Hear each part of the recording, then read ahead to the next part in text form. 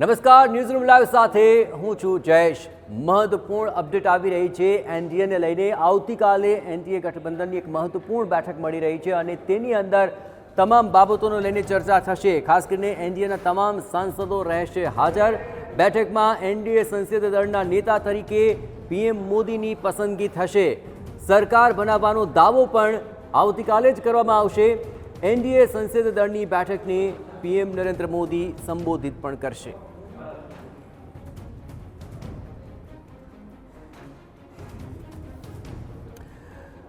તો જેપી નડ્ડાના ઘરે ભાજપના વરિષ્ઠ નેતાઓની મહત્વપૂર્ણ બેઠક પૂર્ણ થઈ ચૂકી છે। નવી સરકારની રચના અને કેબિનેટની રચના પર પણ ચર્ચા થઈ હતી। આ બેઠકમાં ગૃહપ્રધાન અમિત શાહ અને સંરક્ષણ પ્રધાન રાજનાથસિંહ પણ ઉપસ્થિત રહ્યા હતા।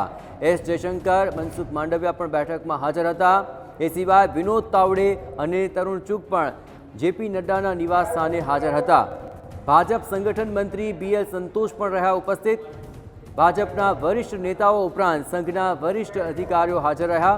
સંઘ તરફથી સુરેશ સોની, અરુણકુમાર પણ હાજર હતા। એ સિવાય દત્તાત્રેય હોસબોલે પણ જેપી નડ્ડાના ઘરે હાજર હતા।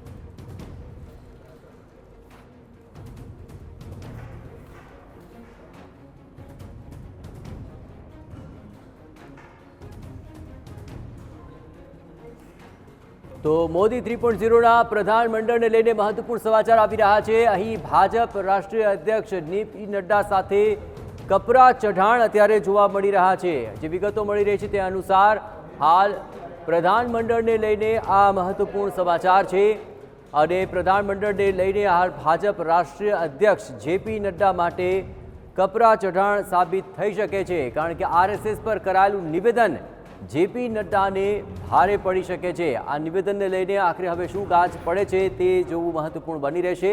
પણ જેપી નડ્ડાનો પ્રધાનમંડળમાં સમાવેશ થશે કે કેમ તેને લઈને હવે મહત્વપૂર્ણ અપડેટ સામે આવી શકે છે।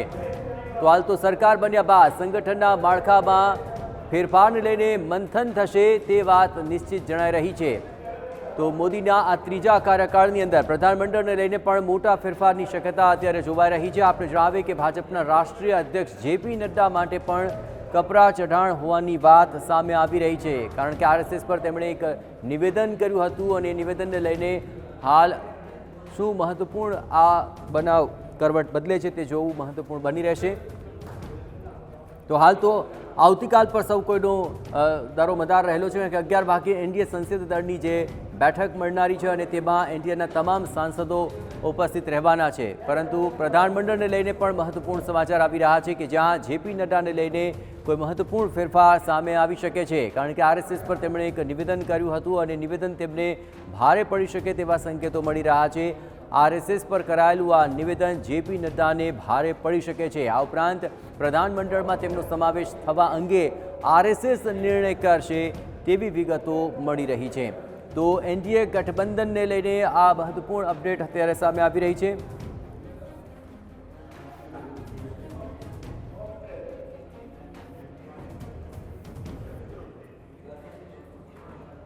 તો આ તમામ મહત્વપૂર્ણ ગતિવિધિઓ પર વધુ વિગતે વાત કરવા માટે જોડાઈ રહ્યા છે TV9 સંવાદદાતા કિંજલ। ઘણી બધી અપડેટ્સ આવી રહી છે। આજે એક બેઠક પૂર્ણ થઈ ચૂકી છે। આવતીકાલે એનડીએને લઈને પણ મહત્વપૂર્ણ બેઠક છે। ખાસ કરીને જેપી નડ્ડાને લઈને પણ જે અત્યારે અપડેટ્સ મળી રહી છે, આરએસએસ પર કરેલું નિવેદનને લઈને આ તમામ બાબતો ચર્ચાઈ રહી છે। શું વધુ વિગતો? देखो આવતીકાલે 11 વાગે જે બેઠક છે તેની અંદર એનડીએના તમામ ઘટક દળો અને જે સાંસદો છે તે હાજર રહેવાના છે। કાલે બે ભાગમાં બેઠક મળવાની હતી। પહેલાં એનડીએના ઘટક દળો હતા તેમની બેઠક 11 વાગે યોજાવાની હતી અને ત્યારબાદ 1 વાગે હતી જે બેઠક યોજાવાની હતી। તેની અંદર તમામ જે સાંસદો હતા એનડીએના અને મુખ્યપ્રધાન સહિતના તમામ જે પદાધિકારીઓ હતા તે હાજર રહેવાના હતા। હાલાકી તમામને એક જ ફોરમ પર લાવી દેવામાં આવ્યા છે। આવતીકાલે સવારે 11 વાગે પાર્લામેન્ટ હાઉસ ખાતે ના જે હોલની અંદર 11 વાગે બેઠક છે તે યોજાવાની છે. તેની અંદર એનડીએના તમામ ઘટક દળો, તમામ રાજ્યના મુખ્યપ્રધાન કે જે એનડીએ સાથે જોડાયેલા રાજ્યો છે તેના મુખ્યપ્રધાન, બીજેપી શાસિત રાજ્યના મુખ્યપ્રધાન અને જે ચૂંટાયેલા જે 293 જેટલા જે સાંસદો છે તેમની બેઠક છે તે યોજાવાની છે. આખા દિવસનું જે મંથન છે તે મંત્રીમંડળની અંદર સ્થાન, જે એનડીએના ઘટક દળોને સ્થાન, તેની સાથે જ મંત્રી કયા પ્રકારના મંત્રીમંડળની અંદર સ્થાન મળી શકે. કેમ કે વાત કરવામાં આવે તો જેડીયુની વાત કરવામાં આવે કે ટીડીપીની વાત કરવામાં આવે કે લોકજનશક્તિ પાર્ટીની વાત કરવામાં આવે કે શિવસેનાની વાત કરવામાં આવે, તમામ લોકોએ મહત્ત્વના મંત્રાલયની માંગ કરી છે. ત્યારે આ મંત્રાલય આપવા ન આપવા, જો ન આપવામાં આવે તો નારાજગીના સૂર ઉઠી શકે છે. આપ આજે જુઓ કે આજે જ હજુ સુધી મંત્રીમંડળની સત્તાવાર જાહેરાત થઈ નથી, હજુ સુધી મંત્રીમંડળ ફાળવવામાં નથી આવ્યા. તેમ છતાં પણ જેડીયુમાં બિહારના નેતા દ્વારા ફરી એકવાર જે કહી શકાય કે અગ્નિવીર યોજના છે તેની પર સવાલ ઉઠાવવામાં આવ્યા છે. આ યોજનાની ફેરવિચારણા કરવામાં આવે તે વાત કરવામાં આવી છે. અત્યાર સુધીમાં જે સૂર દબાયેલા હતા તે ખુલ્લા અવાજે હવે પોતાનો જે મત છે તે એનડીએના ઘટક દળો છે તે મૂકી રહ્યા છે.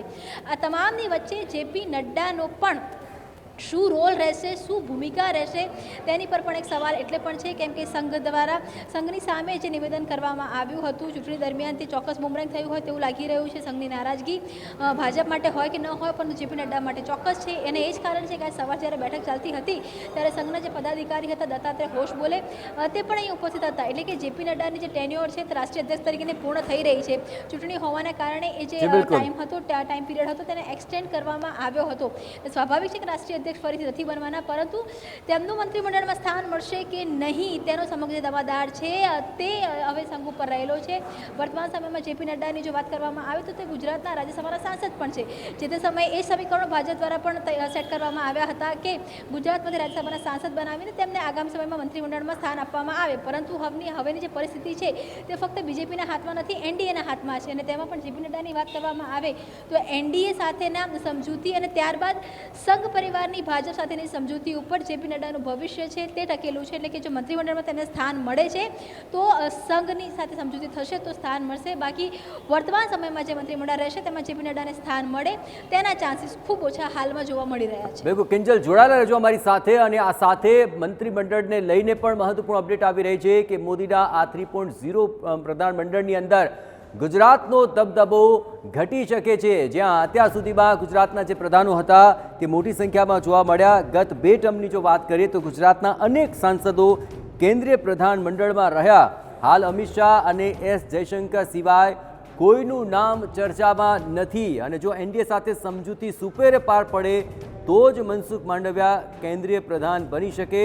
અને પીએમ મોદીના પહેલા કાર્યકાળની અંદર આ તમામ નામો હતા, પરંતુ ગુજરાતના જે સાંસદો છે તેનું દબદબો ઘટી શકે છે. આ જ મામલે કિંજલ આપની પાસે આવી રહ્યો છું. આ એનડીએ બન્યા બાદ હવે જે પ્રધાનમંડળની અંદર ફેરફાર થશે, ખાતાઓની અંદર ફેરફાર થશે, તેને લઈને તો સૌ કોઈ ઇંતજારી રાખી રહ્યા છે, પણ ગુજરાતનો દબદબો પણ તેમાં ઘટે તેવા આસાર વર્તાઈ રહ્યા છે. શું કહેશો?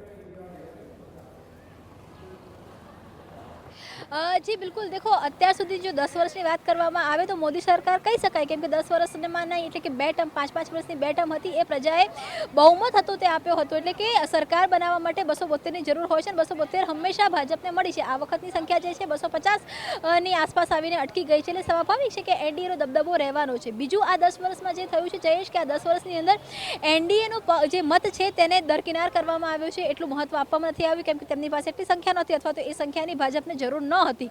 સ્વાભાવિક છે કે આપ જો આ 10 વર્ષની અંદર ગુજરાતમાંથી મંત્રીમંડળમાં પણ કેન્દ્રમાં અનેક ભાજપના જે ગુજરાતના સાંસદો હતા તેમને સ્થાન મળ્યું છે. જેમ કે દેવુસિંહની આપ વાત કરી શકો છો, તે જ રીતે દર્શનાબેન જરદોશ હતા તેમની પણ વાત કરી શકાય, મહેન્દ્ર મુંજપરા છે તેમની પણ વાત કરી શકાય, તેવી જ રીતે પુરુષોત્તમ રૂપાલા છે, મનસુખ માંડવિયા છે, તમામ લોકોનું જે સ્થાન છે તે મળ્યું છે. પરંતુ આ વખતના સમીકરણો અલગ છે.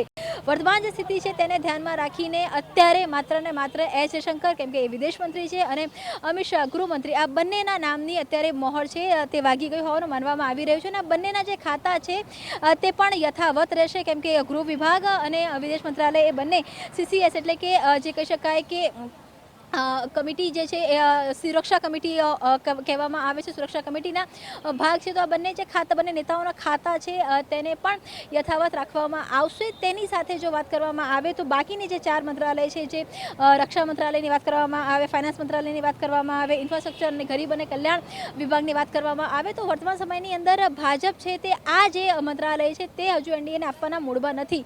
તો સ્વાભાવિક છે કે તેને લઈને પણ કેટલીક ગરમાગરમી છે તે ચાલતી હોય છે.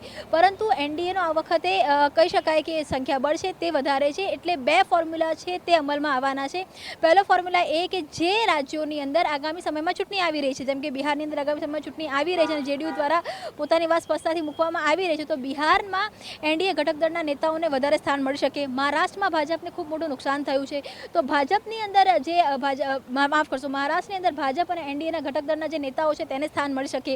તે જ રીતે જો ઓડિશાની વાત કરવામાં આવે તો દેશના અલગ ભલે પરિણામ હોય, પરંતુ ઓડિશાએ ખૂબ સારી રીતે ભાજપને કહી શકાય કે અભિવાદન કર્યું છે, સ્વાગત કર્યું છે, અને કદાચ ભાજપ જીતની નજીક પણ જે પહોંચી શક્યું તેનું કારણ એક ઓડિશા છે. તો ઓડિશાથી જે સ્થાન છે નેતાઓને એ તે વધુ મળી શકે છે. તો આ જે તમામ જગ્યા પર બેલેન્સ કરવાની વાત હોય તો તેની અંદર વર્તમાન સમયમાં ના ગુજરાતમાં ચૂંટણી આવી રહી છે અને ના હાલમાં એ પ્રકારની કોઈ જરૂરિયાત છે કે જો ઓબીસીની પણ વાત કરવામાં આવે, આદિવાસી નેતાની વાત કરવામાં આવે, દલિત નેતાની વાત કરવામાં આવે, તો ખૂબ મોટું નુકસાન છે તે યુપીમાં થયું છે આ બેલ્ટની અંદર.